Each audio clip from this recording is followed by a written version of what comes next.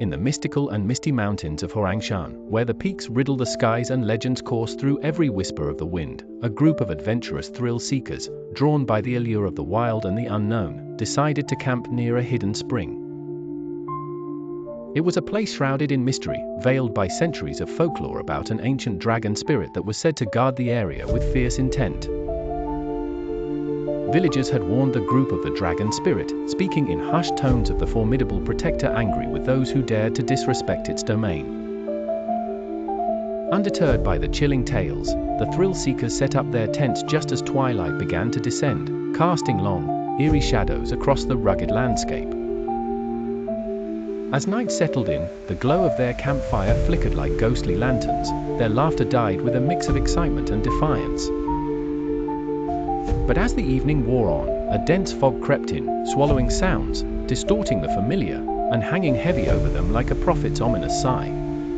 Curious and unnerved, one of the adventurers, Emily, approached the spring, peering into the still waters.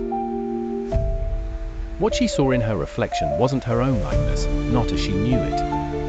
Her image twisted and morphed into something monstrous, a creature with scales and eyes that burned red. She stumbled back, a scream caught in her throat. The others rushed over only to witness their own transformations reflected back at them. Terror rose among them like another mist. They retreated to their tents, clinging to rationality, dismissing it as a trick of the light, a figment of overworked imaginations. That night the fog seemed to resonate with ancient whispers, echoing through the canyons with a cadence of forgotten tongues. Dawn broke, unveiling a world drenched in gold light. The fog had lifted, leaving behind the quiet aftermath of its surreal visit. However, as the thrill-seekers emerged from their tents, they felt different. Emily noticed her skin, it shimmered slightly in the morning sun, etched with patterns indescribable, but vivid like a WYRM's hide. Others found similar marks, alien yet beautiful. Panic, raw and consuming, struck them again as they realized this was the dragon's curse manifest.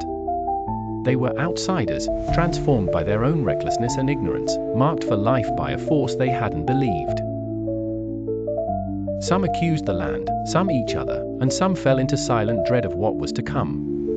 Amidst the confusion and despair, an elderly local, Lee N.A., appeared, her presence a calming yet authoritative air. She had trekked from the village upon sensing the disturbance.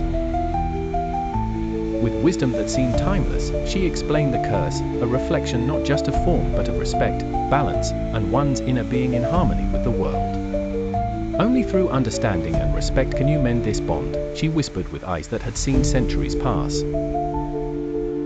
Determined to break the curse, the adventurers vowed to honor the spirit and its territory, striving to learn the legends of the land, its stories, its songs, its silence.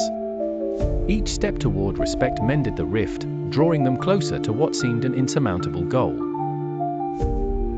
Over time, they grew to appreciate the life around them, not as conquerors, but as stewards of a legacy far greater than themselves. Their external physical changes faded, though not entirely, for the marks served as reminders of their transformation. The dragon of Huangshan, though unseen, had returned to its watchful guardian slumber, appeased and once more at peace with the world.